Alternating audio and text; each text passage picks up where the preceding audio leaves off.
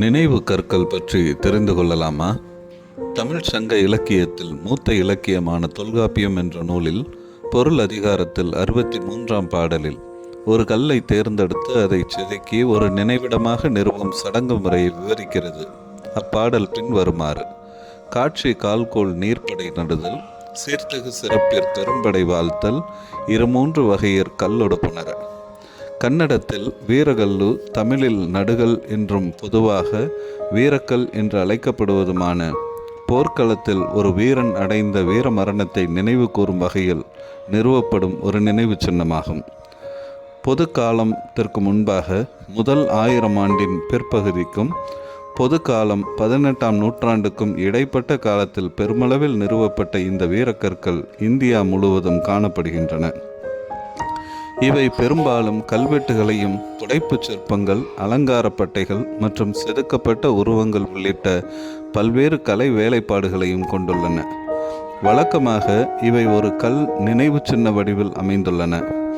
இவற்றின் அடிப்பகுதியில் நிகழ்ந்த போர் குறித்த விவரங்களை விவரிக்கும் கல்வெட்டுகள் இடம்பெற்றிருக்கும். இத்தகைய நினைவு வீரக்கற்களிலேயே மிகவும் பழமையானதும் தொன்மையானதும் தமிழ்நாட்டின் தேனி மாவட்டத்தில் கண்டெடுக்கப்பட்ட புலிமான் கோம்பை நடுகல்லாகும். இது பொது காலத்திற்கு முன்பாக 4ஆம் நூற்றாண்டைச் சேர்ந்தது. கர்நாடக மாநிலத்தில் கண்டெடுக்கப்பட்ட சுமார் 2650 வீரக்கற்களில் மிகவும் பழமையானது கிபி 5ஆம் நூற்றாண்டை சேர்ந்ததாக கணிக்கப்பட்டுள்ளது. நினைவு கற்களை நிறுவும் வழக்கம் இரும்பு காலத்திலேயே, அதாவது பொது காலத்திற்கு முன்பாக 400இல் தொடங்கிவிட்ட போதிலும் இவற்றில் பெரும்பான்மையானவை பொது காலத்திற்கு முன்பாக 4ஆம் நூற்றாண்டுக்கும் பொது காலம் 13ஆம் நூற்றாண்டுக்கும் இடைப்பட்ட காலத்திலேயே நிறுவப்பட்டுள்ளன. நினைவு கற்களின் வகைகள் பின்வருமாறு: வீரக்கற்கள் என்றழைக்கப்படுவது மிகவும் பரவலாக காணப்படுபவை. இவை போர்கள், கால்நடை கவர்தல் நிகழ்வுகள் அல்லது கிராம நலன்களை பாதுகாக்கும் முயற்சியில் கொல்லப்பட்டவர்களை நினைவு கூறுகின்றன. சதி கற்கள் அல்லது மஸ்தி கல்லு என்பவை கணவன் இறந்த பிறகு அவருடன் உடன்கட்டை ஏறி தீக்குளித்து உயிர் துறந்த பெண்களுக்காக சிறப்பாக நிறுவப்படும் கற்களாகும். சாயா ஸ்தம்பங்கள் எனப்படும் நிழல் தூண் பெரும்பாலும் இறந்தவரின் ஆன்மாவை பிரதிபலிக்கின்றன. ஆந்திர பிரதேசம் மற்றும் மகாராஷ்டிரா மாநிலங்களில் பரவலாக காணப்படுகின்றன. நவகண்டம் அல்லது ஆத்ம பலி என்றழைக்கப்படுபவை ஒரு குறிப்பிட்ட தெய்வம் அல்லது மன்னனுக்காக தங்கள் சொந்த உயிரையே பலியிட்டு பக்தர்களுக்காக அர்ப்பணிக்கப்பட்ட நினைவு சின்னங்களாகும். கடிகலகம் அல்லது எல்லை போர்கள் கிராமம் அல்லது ராஜ்யத்தின் எல்லைகளை பாதுகாக்கும் முயற்சியில் உயர் துறந்தவர்களை நினைவு கூறும் கற்கள் இவையாகும். புலிகொத்தி கல் எனப்படுவது கிராமத்திற்கு அச்சுறுத்தலாக இருந்த புலியையோ அல்லது காட்டு விலங்கையோ கொன்று அதில் இறந்தவர்களுக்காக அர்ப்பணிக்கப்பட்டது. கோகிரகணம் அல்லது துருகோல் என்பவை கால்நடை தாக்குதல்களின் போது கால்நடைகளை பாதுகாத்து இறந்த வீரர்களை நினைவு கூறுகிறது. இது தென்னிந்திய மேய்ச்சல் நில வரலாற்றில் மிகவும் பொதுவானது.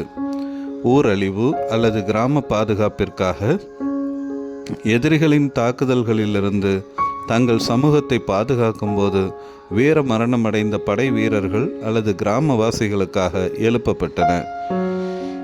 பாலியாஸ் எனப்படுபவை சிறு சண்டைகள் அல்லது கால்நடை தாக்குதல்களில் இறந்த வீரர்களை பதிவு செய்யும் ஒற்றை பலகை கற்களாகும். இவை பெரும்பாலும் மத்திய மற்றும் மேற்கு இந்தியாவில் காணப்படுகின்றன. கோவர்தன தூண்கள் என்பவை பெரும்பாலும் ராஜஸ்தானைச் சேர்ந்தது. இது போர்க்காட்சிகளை சித்தரிக்கக்கூடும் அல்லது கிராம மோதல்களில் இறந்தவர்களை நினைவு கூறும். நடுகற்களின் வரலாற்று முக்கியத்துவம் பின்வருமாறு: வீரக்கற்களில் வீரரின் மரணத்திற்கான காரணத்தை விவரிக்கும் கல்வெட்டுகள் அடிக்கடி இடம்பெற்றிருக்கும். சில சமயங்களில் அந்த வீரர் வாள் அல்லது வில்லுடன் சண்டையிடுவது போலவோ அல்லது தேவ கன்னியர் எனப்படும் அப்சரஸ்களால் சுமந்து செல்லப்படுவது போலவோ சித்தரிக்கப்பட்டிருக்கும். அதன் உச்சியில் அந்த வீரரின் பக்தியை காட்டும் விதமாக ஒரு சிவலிங்கம் அல்லது நந்தி சித்தரிக்கப்பட்டிருக்கும். நடுகற்கள் சமூக மற்றும் பொருளாதார முக்கியத்துவம் வாய்ந்தவை. இந்த கற்கள் மத ரீதியானவை மட்டுமல்ல என்பது குறிப்பிடத்தக்கது. கங்கர் காலத்தில் போரில் இறந்த வீரர்களின் குடும்பங்களுக்கு வழங்கப்பட்ட நில மானியங்கள் எனப்படும் வல்கல்ஸுடன் இவை பெரும்பாலும் வைக்கப்பட்டிருந்தன. இந்த நினைவு சின்னங்கள் கலை, வரலாறு மற்றும் சமூக வழிபாடு ஆகியவற்றின் தனித்துவமான கலவையாக விளங்குவதோடு பிராந்திய வரலாற்றை மீட்டுருவாக்கம் செய்வதற்கான முக்கிய ஆதாரங்களாகவும் செயல்படுகின்றன. நினைவு கற்கள் நினைவுகளை சுமந்து நிற்கும் கற்களாகும். நன்றி. தொடர்ந்து இணைந்திருப்போம். லைக் பண்ணுங்கள், ஷேர் பண்ணுங்கள். புதிய காணொளிகளை பெற சப்ஸ்கிரைப் பண்ணுங்கள்.